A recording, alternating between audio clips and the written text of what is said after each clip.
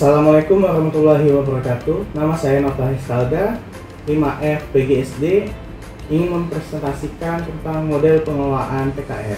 Sebelum itu, model pengelolaan PKR dibagi menjadi 3, yaitu prinsip dan model PKR. Yang kedua, prinsip didaktif dan metodik, serta prosedur atau prosedur dasar PKR. Baiklah, mari kita mulai. Untuk yang pertama, prinsip umum PKR.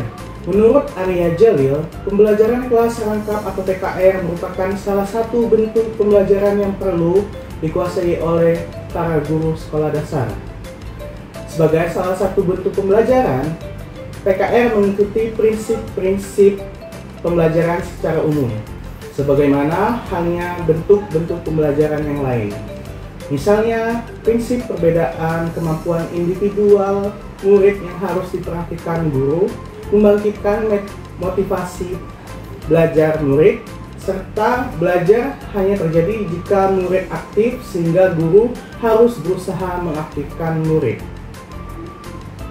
Tidak hanya prinsip umum saja yang ada di PKR, prinsip khusus juga ada,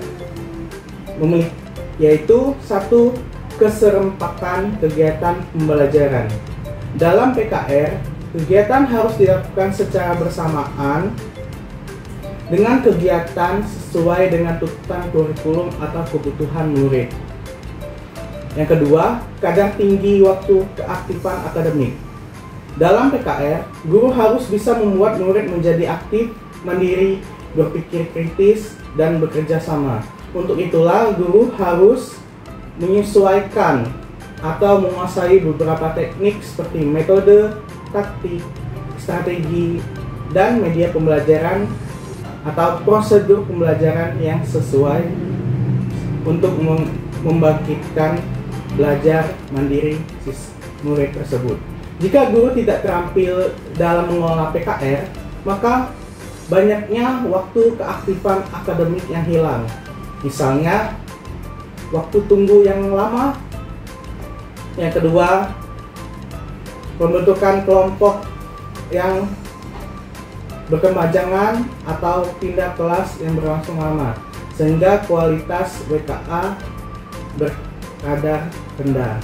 Yang ketiga, kontak psikologis guru dan murid yang berkelanjutan.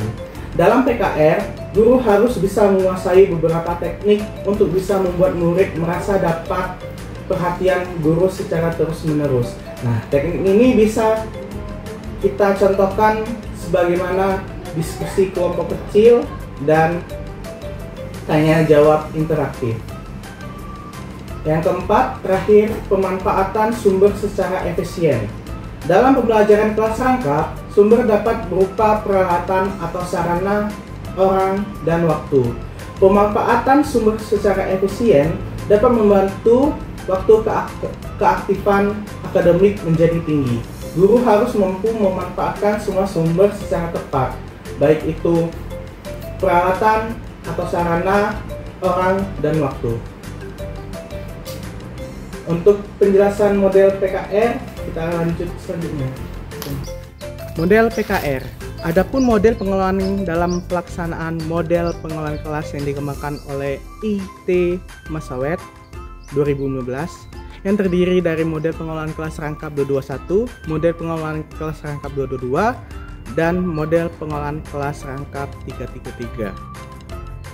PKR 221 yaitu menggabungkan kelas 1 dan kelas 2 dalam satu ruangan dan dibagi menjadi 2 kelompok untuk menerima pelajaran sesuai tingkatan kelas. PKR 222 ada 2 kelas dan masing-masing kelas diberi pelajaran sesuai tingkatan dan berada di 2 ruangan, sehingga guru harus berpindah-pindah tempat di kelas tersebut.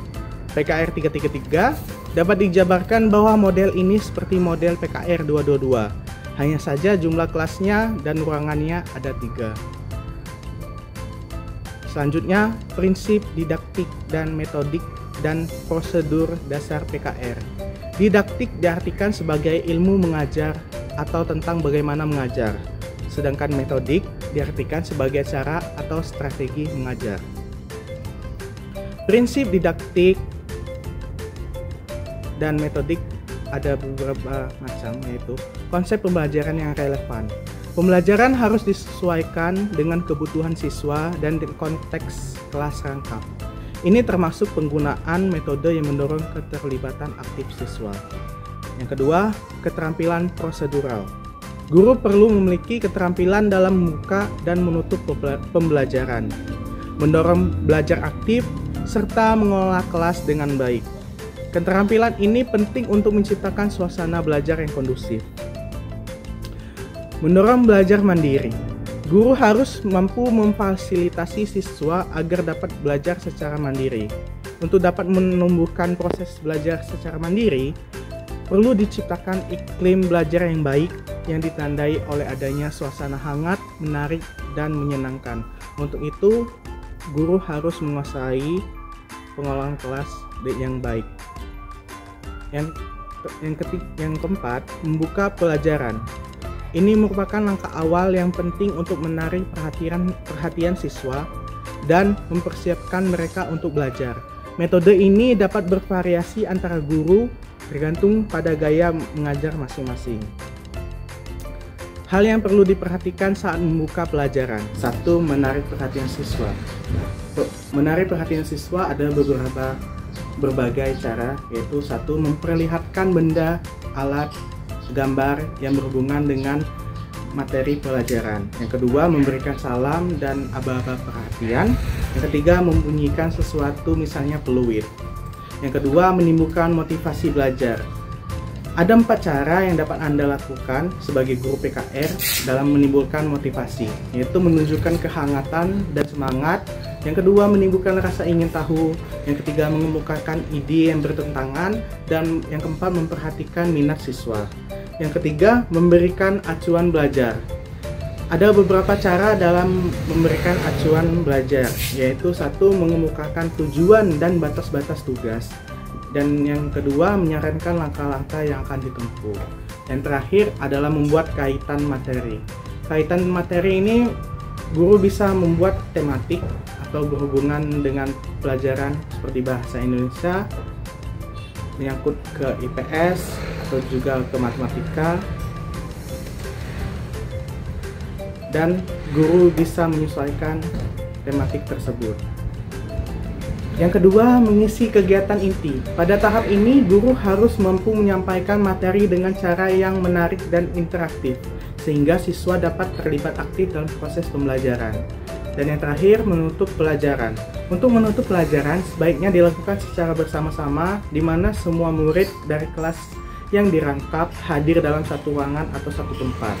Nah, ada 3 kegiatan pokok yang harus dilakukan guru dalam menutup pelajaran, yaitu 1. Meninjau kembali.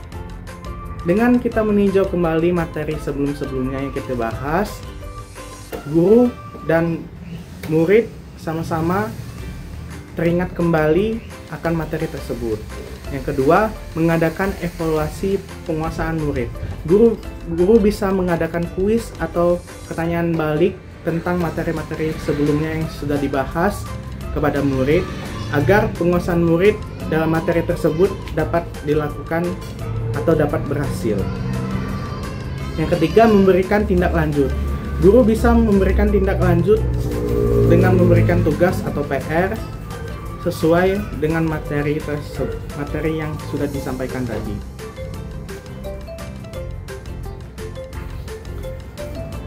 Selanjutnya, keterampilan mengelola kelas mencakup kemampuan guru untuk 1. Menciptakan dan memelihara situasi kelas yang optimal.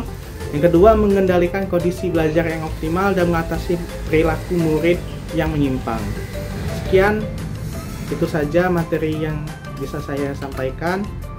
Kepada Allah saya melangkung, jika ada salah saya mohon maaf. Wabillahi taufiq wal hidayah. Wassalamualaikum warahmatullahi wabarakatuh.